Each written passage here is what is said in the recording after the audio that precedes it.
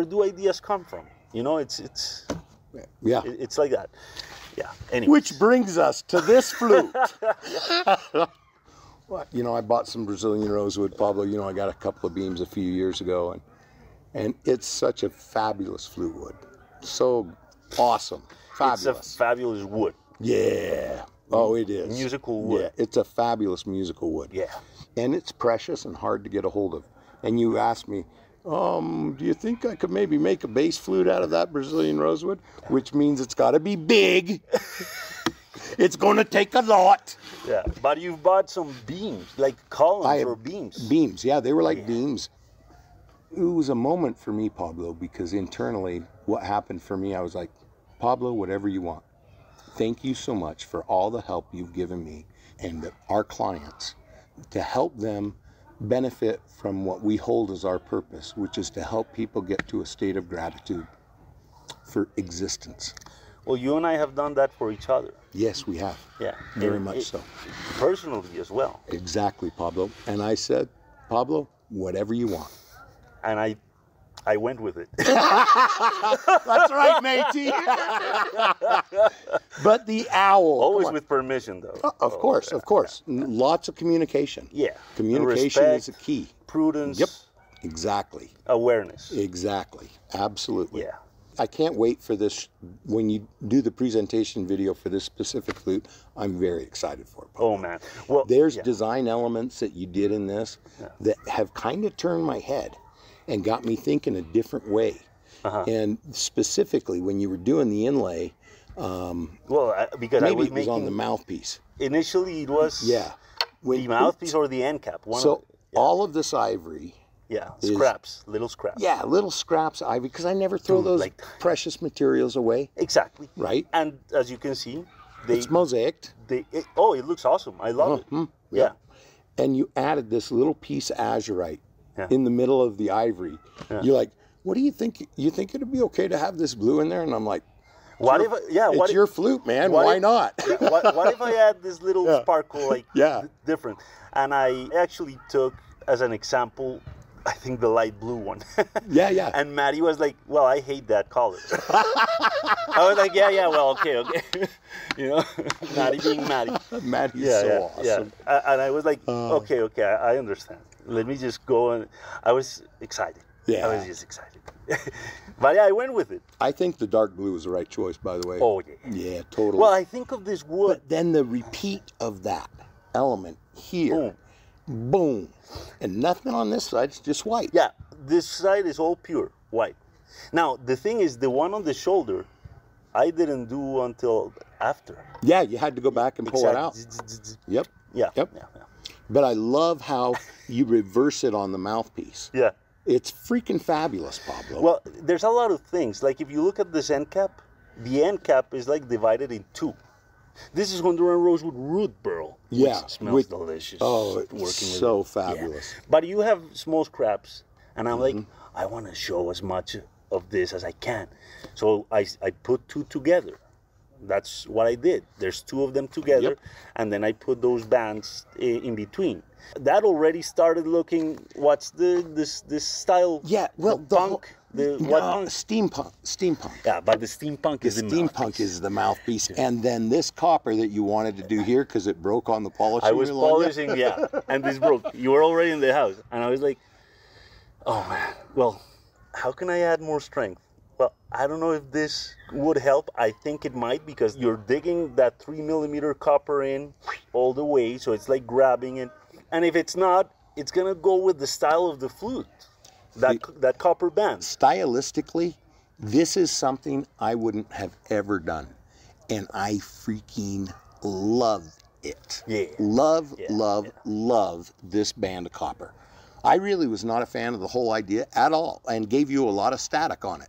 I know. Yeah. But at the same time, you were like, Pablo, use as much of that copper as you want. Yeah. Don't stick to just a little thing. If you want to put it all the way up, just then go up. Go for it. And I was like, okay, I'll take it almost to that transfer tube, pretty much.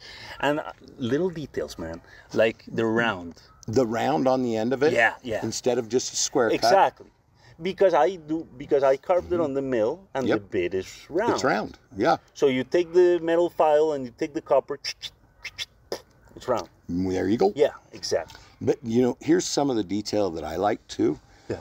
You look at this copper band comes up, Uh-huh. and it doesn't line up with any of the lines. If you're going to be center, be center. Yeah. Yeah. If you're going to be off center, be off center. Yep.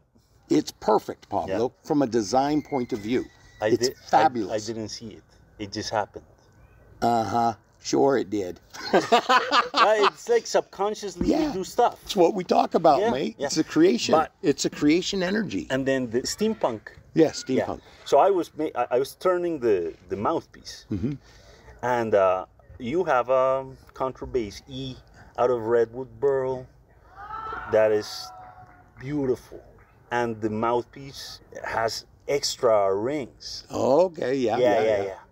And I was like, this is my chance. This is my chance to do something like that.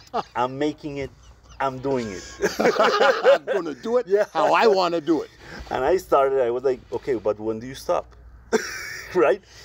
Right? And then I did something. I was like, oh, dude, I think I screwed up. I hate it. It's like, okay, but you have to fix it. And I started adding stuff, boom, boom, boom. And I love it. And in the end, I love it. I do too. But it's out there. Dude, there's so much going on, but at the same time, it's simple. Yeah. You know what I mean? Yeah. Even though there's so many different materials. Even that pin of silver. Yeah. Yeah. And the ivory and the azurite and the silver and copper. I mean, there's so much going on, but overall, the design is actually fairly simple. Yeah. Yeah. You know? Yeah. It's, and makes sense. Beautiful. Yes. Yeah. And works. When the shoulders got destroyed, it was super frustrating, and you really have very limited sizes of scraps of this wood. Yeah, I don't have much of that material. This owl took, besides one piece, this owl took like the best pieces. Yeah. And Pablo, I am so happy they're on your flute, because I've had those pieces of wood for many years and was not using them. Yeah. I kept them because I knew they were precious. Well, at this point, my flutes are our flutes. Exactly. Which is the other thing. That's right. You know? But anyway, so I went deep again to look for the shoulders after they got destroyed. And I ended up razor sharp getting these pieces, which actually have more figure. As we've been talking, that was one of the things I noticed. Yeah. The grain lines are much much darker on these. That grain on the burl came closer as you got closer the bark. to the edge. Yeah. Oh, I mean, this almost got some bark on it. Yep. And the other thing is, they were not tall enough. Mm-hmm. So I thought, because they ended up being very tall, which I love. But so I left a sliver of the original shoulder and carried on with the style of the flute and put the silver, which didn't have before, and boom, put the new shoulders. So that's what we're talking about. Yeah. These mistakes that Aren't mistakes. we get frustrated. We're like, but it was finished. And life is like, nope. It needs the silver. It needs the little. It needs another line. Yeah, exactly. It needs more figure on those shoulders, Pablo. Dude, the bird, the owl is a huge part of that too. Oh man, the owl. The owl. We'll save that for the creation video. But let me tell you, it was intense, super intense, and he cut it in half 3 times. Cut that bird in half. You have it, and it's like, I got it. It looks great, but it's too big on the flute. And the only thing I can think of, because I can't shape it smaller. No, already there's curves that you just can't. You can't get past. You can't get past. No. Exactly. It's like the only thing I can think of is cutting it in half. Okay. Well, I have to do it. Yeah. You know, I'm not gonna put something that looks too big on the flute. Dude, cut it in half. Cut the legs. I did so much to it. Yeah. And I mean, you cut it down the middle to make it a little wider. Yeah, the piece I found for the body was too skinny. Was a little too skinny. And in the end, I carved it. I was like, it's too skinny. Yeah. So I cut it in the middle, and I added a thicker piece of the very well scrapped collaged ivory with thicker lines of the Brazilian next to them, and boom, glued it together. And I was like, okay, now it has the thickness I want. But I looked at it, it's like, it's very divisive now. Like it's one side or the other. It's taking away from the center of the owl, like Yeah. the middle of the owl. And I was like, dude, but you could have used thin scraps of Honduran rosewood root burl in between. And then I was like, well, you can still do it.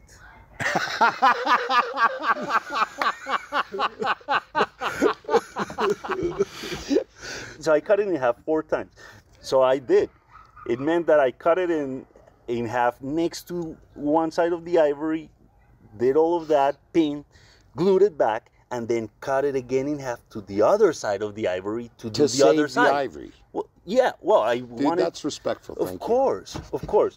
And to put both sides. Yep. You're gonna see, it took me a long time to make that ivory out of those bits. Yeah. And I was not gonna do that again if I didn't have to. Exactly. But there's also an element of respect in there, because I've seen you do it on this flute when you tried to save the silver that was there. That was amazing. Ironically, I did. And I was like, okay, but there's a tiny bit of wood stuck on it. I'll just get rid of it on the disc sander. I was like, well, if Brent wants silver, it's there. I saved it. Now It's in the disc sander. Now he gets to get it. You got to tell real quick about cutting it the other direction. Yeah. Because Well, that was crazy. When you told me you were going to do that, I thought to myself, you said, Pablo, I think that's a bad idea. yeah. And I was thinking to myself, just start over, mate. yeah, well, there was no way. There was no wood. So, exactly. Yeah. So the thing is, the owl had the perfect width. It looked great. Shelby, as you say. Shelby, Right? yeah. Shelby, all right? Yeah, I like and that's when I put it on the flute. And I brought it at night with Julia and everything, because every night we go and show Julia what we've worked on. Yep. Right? And I put it on the flute, and I was like, oh man, it's way too big. You sent me a picture of an owl in a crazy position. I was like, that looks crazy, and I don't know if we can make this look cool. And that's what I went with. Yeah. It's like, okay, well, I'm going to try it. But that picture didn't have a side view. No. And so you had no idea what length the owl should actually be proportionally. It showed a little bit of its leg, and that gave me a big idea of stuff, you know? Yeah. But anyways, the picture is not a flying owl. It's an owl that it's about to take off. So it had the legs and all of that. I put it was way too big. I was like, mm-mm. So I'm like, okay, now how do I fix that? Right? So I'm like, okay, the first thing is, this has to be a flying owl. Off with the legs. Off with your legs. Off with the legs. And then it's like, and the wings are too high, so let's cut it in half like that. Yeah. Blah. Yes. Right? And even on the mill. But Pablo, doing that, I've done things similarly, but doing that, you're not talking about square pieces of wood that you can put on a saw. You can get everything squared up, calculate the angles. This is hand, eye, intention, presence, risk. You've got to be fully present when you're making this instrument. So, 6 in the morning in the shop. The past 3 weeks, I've seriously been every day in the shop. I know. Between 10 and 15 hours. Every day. At least. Every day. Yeah. I love it. You know, it's a funny thing. Walking out of the shop, I get so tired from working. Yeah. My body suffers. You know it. We were talking about our hands this morning.